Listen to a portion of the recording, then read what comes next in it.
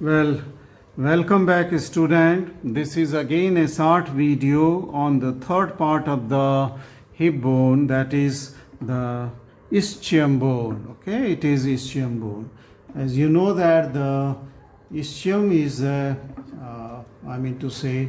place postero-inferiorly. If you place this hip bone, which belongs to the right side here, as I can show you from this surface, this is acetabulum and this is placed postero-inferior to the acetabulum, because pubic bone is placed superior to that of the anteromedial to that of the acetabulum, right? So we come on to the viva of the this ischial part of the hip bone. The first question may be that what are the parts of the ischium? Okay, this is the ischium bone. So he can ask you what are the parts of the ischium.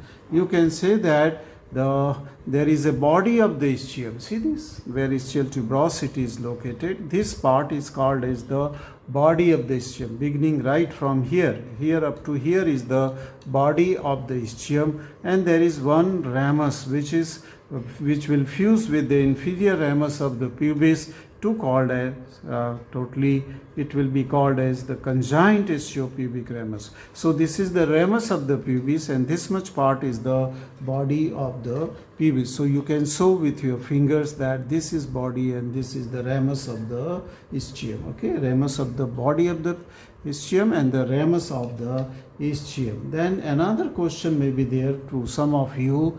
Okay, how many ends are there in body? Okay, how many ends are, because quite an irregular bone, so it is quite confusing. So that you may say that there is an upper end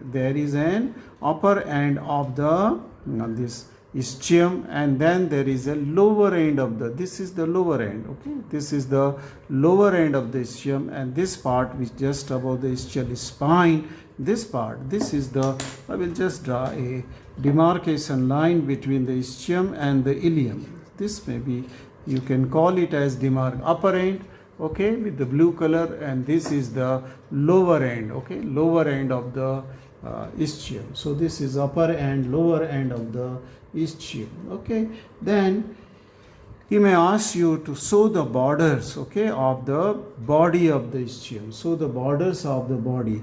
So there is an anterior body, you just show him an anterior body which forms the inferior margin of the obturator foramina. So this is that inferior margin of the body of, see this body, which is forming the inferior margin of the obturator foramina. So, right, so this is one of the border, anterior border. Then the posterior border is here. The posterior border begins with the above, okay, from where I have just drawn the demarcation line. You can see this is the whole posterior border. See this? Then it is going on to the side of the this ischial tuberosity right up to the lower end. So this border is the right up to the junction between the ischium and ilium here. It means this ischial spine is the part of the this body. It is the part of the body. That means here it is the lesser sciatic foramina and it forms a part of the greater sciatic up to this place. So this is the posterior border. You can just trace this posterior border to him. And then this was the anterior border. Okay, this was the anterior border. Then third border, you can show him the third border is called as the lateral border. It is called as the lateral border, and this lateral border begins from the lower margin, I would say from the margin of the acetabulum, and it goes on to the lateral side of this ischial tuberosity, okay, till the ramus. Okay, so this is the lateral border. So now you understand the lateral border. Just tell him that it begins from the lower margin of acetabulum, then on to the lateral margin of this ischial tuberosity, which is a rub bone here, and then here it is the right from this, including the ischial spine, onto the medial side of the ischial tuberosity. This is that of the posterior border. So there is an anterior border, then there is this border is called as the lateral border, and this border is called as the posterior border. Okay, posterior border. Let's then naturally he will ask you the surfaces. So which are the surfaces between the anterior border here and that of the lateral border? Between the anterior border and this lateral border, this surface is called as femoral surface. This is called as femoral because it is just facing towards the femur. Acetabulum has the head, neck, and then here will come the femur. So this is called as the femoral surface between anterior and that of the lateral border. An important muscle he may ask you, which muscle takes origin from this surface, that is from femoral surface. You can say that this muscle is a strong muscle taking origin from femoral surface, is called as the quadratus femoris. It is called as quadratus femoris. Why? Because it is rectangular in shape, and then it is quite thick and goes to insert onto the quadrate tubercle, which lies at the middle of the intertrochanteric crest on posterior aspect of the greater and lesser trochanter. Okay, intertrochanteric crest at the junction of trochanter and the neck on the posterior aspect. So that is this muscle, quadratus femoris. Let us come to the pelvic surface, and this pelvic surface is between the posterior border and anterior border, and it is the pelvic surface, part of which will give origin to that of the obturator internus. Okay, that we don't bother right now.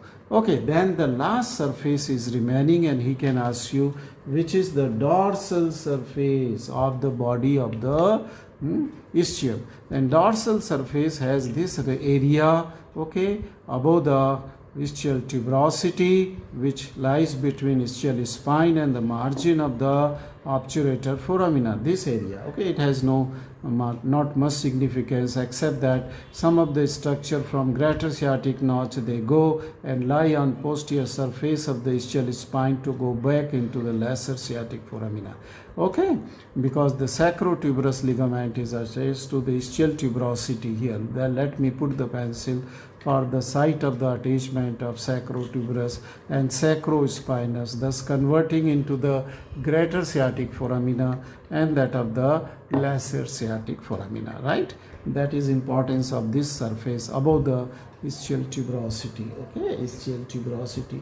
Now this structure is remaining, that is on the dorsal surface there is a big mass of the bone, and this is the large rough area called as the gluteal tuberosity, and this large rough area is divided into two, upper and lower.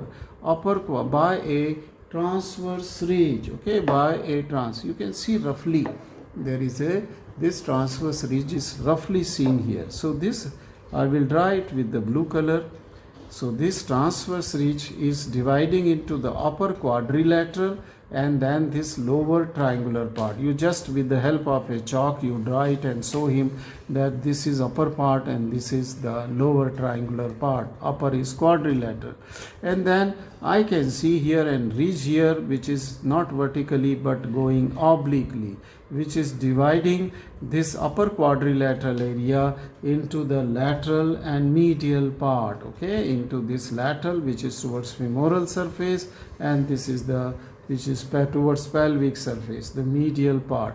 Similarly, the lower part is also divided. Just draw with a chalk a vertical ridge here in the lower triangular part. This will also divide it into the a lateral and a medial part. Okay, it will divide it into the lateral and medial part.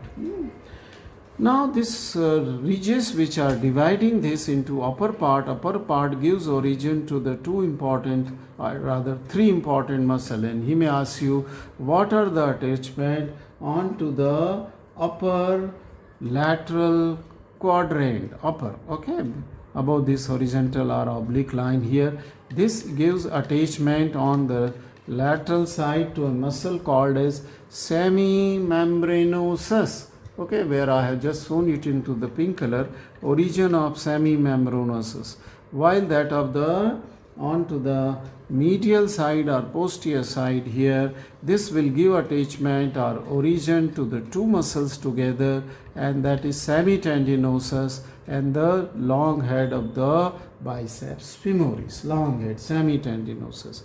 They are from upper quadrant, but from lower quadrant there is origin from lateral side, a muscle called as adductor magnus, which also extend on the outer surface of the conjoint tissue pubic ramus here. So from here this may extend right up to here. So this is the origin of the adductor magnus muscle. What is then attached to that of the medial part?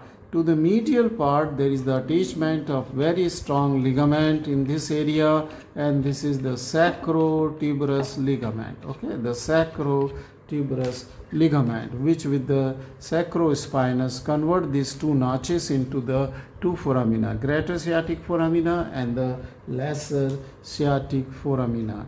I think this will complete the Viva on the ischium. Now, this must have been a quick review for what you have read extensively on the hip bone. Thank you very much for watching this short video.